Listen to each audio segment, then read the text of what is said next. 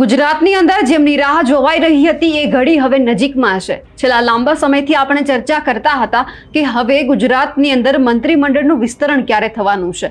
હવે આવતીકાલે અથવા તો શનિવારે આ દિવસ હવે નજીકમાં હશે તેવું ક્યાંક આપણને દેખાઈ રહ્યું છે, કારણ કે જે બેઠક દિલ્હીમાં કરવામાં આવી હતી વડાપ્રધાન નરેન્દ્ર મોદી સાથે કેન્દ્રીય ગૃહમંત્રી અમિત શાહ સાથે તે પૂરી થઈ। નેતાઓ ગુજરાત ગઈકાલે આવ્યા અને એ પછી એ પણ સામે આવ્યું કે જે રાજ્યપાલ છે એમનો જે પ્રવાસ હતો તે પણ ટૂંકાવવામાં આવ્યો છે, એમને પણ ગુજરાત બોલાવવામાં આવ્યા છે।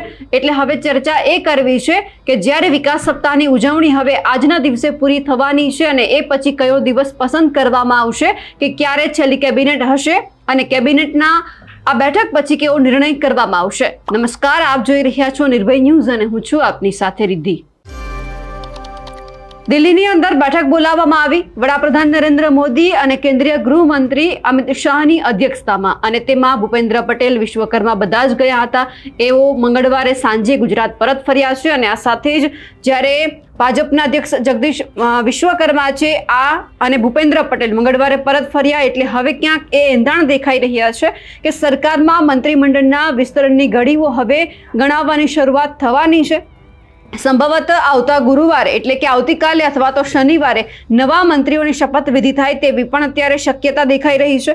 રાજ્યપાલ આચાર્ય દેવવ્રત તેમના પ્રવાસ અર્થે જ્યારે હિમાચલ પ્રદેશ ગયા હતા, એમની હરિયાણાની મુલાકાત હતી, પરંતુ તેઓને પોતાનો પ્રવાસ ટૂંકાવીને મંગળવારે જ ગાંધીનગર પરત આવવું પડ્યું હતું। એટલે પણ ક્યાંક સંકેત દેખાઈ રહ્યા છે કે હવે આ બધું દિવાળી પહેલા થવાનું છે। સરકારના સૂત્રો તરફથી એવી માહિતી મળી છે કે મુખ્યમંત્રી ભૂપેન્દ્ર પટેલ ગુરુવાર એટલે કે આવતીકાલે કેબિનેટની છેલ્લી બેઠક બોલાવશે, એટલે કે એ જ દિવસે સવારે જ જે વર્તમાન મંત્રીઓ છે એમને કહી દેવામાં આવશે કે તમારે રાજીનામું આપવાનું છે, અને એ જ વર્તમાન મંત્રીઓ પૈકી ઘણા બધા પોતાના રાજીનામા આપી દે અને તે પછી જ રાજભવનમાં નવા મંત્રીઓની શપથવિધિ યોજાય, તે પણ એક શક્યતા દેખાઈ રહી છે। એ સિવાય એક બીજી શક્યતા પણ અત્યારે દેખાઈ રહી છે કે ગુરુવારે સાંજે જે કેબિનેટની બેઠક યોજાવાની છે એમાં મુખ્યમંત્રી પોતાના વર્તમાન મંત્રીમંડળ સાથે આખરી બેઠક કરીને તેમને રાજીનામું આપવા જણાવી દે અને તે પછી શુક્રવારે તેમના રાજીનામા બાદ શનિવારે શપથવિધિ પણ યોજાય। નવું મંત્રીમંડળ લગભગ 23 આસપાસ સભ્યોનું હોઈ શકે છે અને હાલના મંત્રીઓમાંથી 5 યથાવત રહે તથા બાકીના તમામની બાદબાકી થઈ જાય તેવી પણ સંભાવના છે। આ ઉપરાંત મુખ્યમંત્રી પોતાના સંસદીય સચિવ તરીકે 6 થી 7 ધારાસભ્યોને શપથ લેવડાવીને પ્રદેશ અને જ્ઞાતિનું સંતુલન જાળવવાનો પ્રયાસ કરવાના છે તેવી પણ અત્યારે ક્યાંક શક્યતા છે તે દેખાઈ રહી છે। હવે મુખ્યમંત્રી ભૂપેન્દ્ર પટેલ દિલ્હીથી પરત આવીને સીધા જ વડોદરામાં જગદીશ વિશ્વકર્માના અભિવાદન સમારોહ માટે તેમની સાથે પહોંચ્યા હતા। આ તરફ સચિવાલયમાં આવેલા સ્વર્ણિમ સંકુલની મંત્રીઓની કચેરીમાં એક પણ મંત્રી હાજર નહોતા। મંત્રીઓને રવિ કૃષિ મહોત્સવના કાર્યક્રમમાં હાજરી આપવાની હોવાથી તેઓ ત્યાં ગયા હતા તેવું પણ કારણ છે તે આગળ ધરવામાં આવ્યું હતું, એટલે હવે હિલચાલ છે તે શરૂ થઈ ગઈ છે। પણ એ જોવાનું છે કે જે આ હિલચાલ થઈ છે એ ઘણા બધાની દિવાળી બગાડી પણ શકે છે, ઘણા બધા નેતાઓની દિવાળી સુધારી પણ શકે છે, કારણ કે ઘણા બધાના સપના હશે કે 2022માં તો તેઓ મંત્રી નહોતા બન્યા, પરંતુ આ વખતે જ્યારે વચ્ચેના સમયગાળામાં મંત્રીમંડળનું વિસ્તરણ થાય છે તો એમને ક્યાંક મંત્રી તરીકે ખુરશી મળી પણ શકે છે।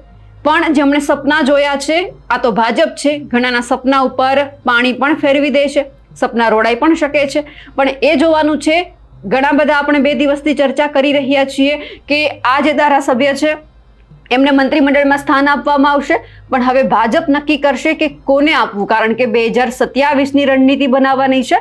એ પહેલા ગુજરાતની અંદર સ્થાનિક સ્વરાજની ચૂંટણી આવે છે, એમની પણ રણનીતિ બનાવવાની છે। જો કોઈ સમાજ આ મંત્રીમંડળના વિસ્તરણથી નારાજ થયો તો પછી ક્યાંક ભાજપને પણ ભારે પડી શકે એમ છે અને એ સીધો જ ફટકો ક્યાંક જગદીશ પંચાલને થઈ શકે એમ છે, કારણ કે પોતે નવનિયુક્ત પ્રદેશ અધ્યક્ષ બન્યા, એમની જે અધ્યક્ષતાને આ તમામ ચૂંટણીઓ હવે લડાશે અને જો ક્યાંક કોઈ સમાજ નારાજ થયો, એમના જે ધારાસભ્ય છે એમને મંત્રી પદ આપવામાં ન આવ્યું તો પછી ફટકો સીધો જ જગદીશ પંચાલને પડવાનો છે।